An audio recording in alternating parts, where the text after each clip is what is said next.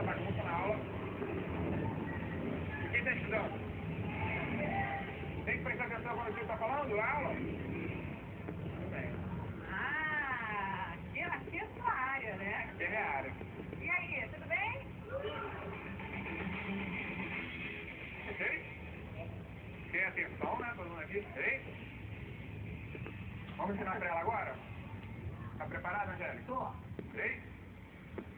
Por que a gente Mike, não tá com a amiga? eu brinco com a minha mão, é? Vai? Vendo que a gente perdeu? Vem pra cá pra gente mostrar um gol pra Angélica. Caraca! Que isso? Vamos ao quê, gente? Ô, Flávio, você já foi melhor nisso. Já fui melhor nisso, tem que fazer O cara aposentou e não consegue estar em pé mais. O que Ele tá tá muito acontecendo? forte. Vamos lá. Entrou. Rapaz. Vamos lá. Como tirar isso? Tem uma história aí no começo que me machucou. Que foi, Mike? Que foi, Mike? Que foi, Mike? Que foi, Mike? No início do Que foi, a Mike? gente perdeu um aluno nosso que morreu no tráfico. E ele acabou sendo assassinado. E ele estava pouquíssimo tempo de reação. Ele estava aqui há 2 ou 3 meses.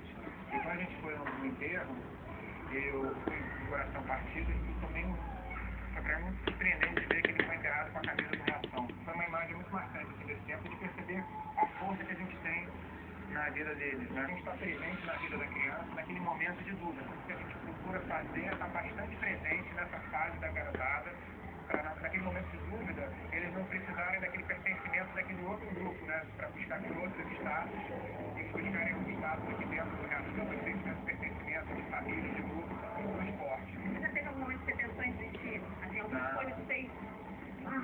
sabe, eu não... Não, as minhas crises existenciais são sempre muito mais em função do que eu não faço, do que eu poderia fazer a mais, do que isso aqui é um caminho sem volta. Se existisse uma equação de sucesso, na minha opinião, seria o número de vidas que a gente tem potencial de transformar pelo número de vidas que a gente efetivamente transforma. E quando a gente aproximar esses dois números, quanto mais a gente se aproximar desses dois números, mais sucesso